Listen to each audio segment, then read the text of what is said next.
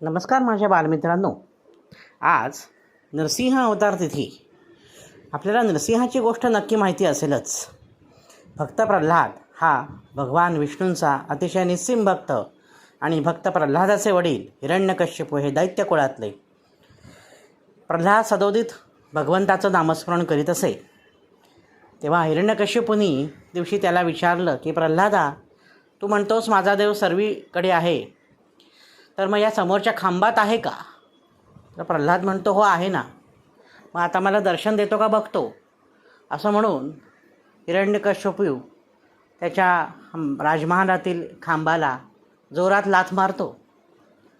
त्या खांबातून मोठा ध्वनी निर्माण होतो, कडाड वीज चमकल्यासारखा प्रकाश निर्माण होतो आणि त्यातून नरसिंह अवतार प्रकट होतो. भगवान महाविष्णू नरसिंहाचं रूप घेऊन तिथे प्रकट होतात. नरसिंह म्हणजे काय, तर त्याचं धड आहे मानवाचं आणि त्याचं मुख आहे सिंहाचं. अशा अवतारात तिथे प्रकट होतात महाविष्णू आणि त्या हिरण्यकश्यपूजवळ जाऊन हिरण्यकश्यपूचा वध करतात. त्याला मांडीवर घेऊन आपल्या नखाने त्याचं पोट फाडतात. उंबरठ्यावर घेऊन बसतात त्याला. वेळ संध्याकाळची असते. याचं कारण हिरण्यकश्यपूने तपश्चर्या करून ब्रह्मदेवांकडनं वर प्राप्त करून घेतलेला असतो की मला रात्री मरण येऊ नये, दिवसा मरण येऊ नये, म्हणून संध्याकाळची वेळ. अस्त्राने शस्त्राने मरण येऊ नये म्हणून नरसिंहा त्याच्या नखाने त्याचं पोट फाडतो. त्याच्यानंतर मानवाकडून किंवा पशुकडून मरण येऊ नये म्हणून हा नरसिंह अवतार, म्हणजे त्याचं मस्तक आहे ते सिंहाचं आहे आणि शरीर आहे ते माणसाचं आहे. अशा पद्धतीचा हा अवतार होतो नरसिंह अवतार. अरे हिरण्यकश्यपूसारख्या अतिशय क्रूर दैत्याचा वध होतो आणि मग हे नरसिंह भक्त प्रल्हादाला आशीर्वाद देतात.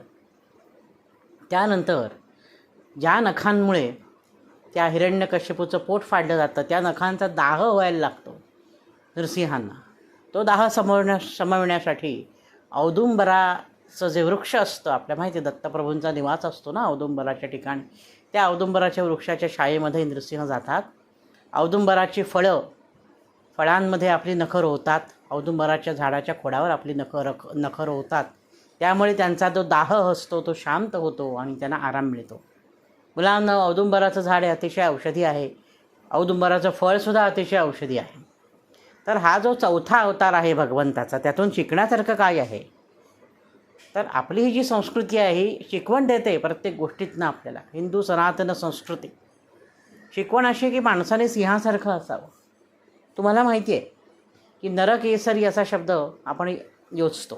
नरकेसरी म्हणजे काय, सिंहासारखा नर म्हणजे माणूस कसा असावा, सिंहासारखा असावा. लोकमान्य टिळक त्यांनी सिंहगर्जना केली असं पण म्हणतो. एखाद्या गोष्टीचं आपण रेट्रोस्पेक्टिव्ह मीटिंग म्हणजे सिंहावलोकन म्हणतो. सिंहावलोकन म्हणजे आपण तिथे सिंहाची उपमा देतो. सिंह हा भारतीय संस्कृती अतिशय बलाढ्य आणि पूजनीय आहे. बघा, देवीचं वाहनसुद्धा सिंह आहे. त्याच्यानंतर आपल्या भारताची जी राजमुद्रा आहे त्याच्यावर पण 4 सिंह आहेत. अशोक स्तंभ, सारनाथ येथील अशोक स्तंभावर सुद्धा 4 सिंह आहेत. सिंह हा एक ऐश्वर्याचं प्रतीक आणि पराक्रमाचं प्रतीक. आपण सर्वांनी छावा हा पिक्चर पाहिला असेलच. ते संभाजी महाराज सिंहाची युद्ध करतात आणि सिंहाला हरवतात. म्हणजे संभाजी महाराजसुद्धा हे जणू काही माणसाच्या रूपातील सिंहच आहेत. एवढे पराक्रमी होते छत्रपती संभाजी महाराजसुद्धा. मग ह्या नरसिंह अवतारातून शिकायचं काय? शिकायचं असं मुलांनो की आपण सिंहासारखं वागलं पाहिजे. आपण ही पराक्रम गाजवला पाहिजे. आपण ही दुष्टांचं निर्मूलन केलं पाहिजे. दुष्टांचा नाश केला पाहिजे. सज्जनांना अभय दिलं पाहिजे. सज्जनांवर प्रेम केलं पाहिजे. सिंहासारखा शूरवीर आपण असलं पाहिजे. आपण भित्रे असता कामा नये आणि चांगल्या गोष्टींना आपण कायम प्रोत्साहन दिलं पाहिजे. तर आपले हे जे दशावतार आहेत हे काही काही चांगली मूल्य आपल्याला देऊन जातात.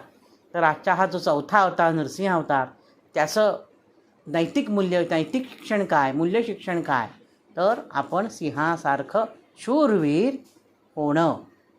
तर आजच्या भागात मी इथेच थांबतो. तुम्हाला जर हा व्हिडिओ आवडला असेल तर तुमच्या मित्रमैत्रिणींना नक्की पाहायला सांगा.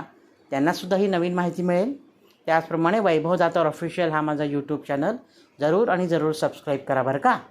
तर आता मी इथे थांबतो. धन्यवाद.